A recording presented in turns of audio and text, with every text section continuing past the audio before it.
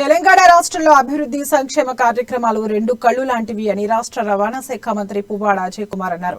ఖమ్మం నగరంలో వాడవాడ పువ్వాడ కార్యక్రమాన్ని మంత్రి నిర్వహించారు.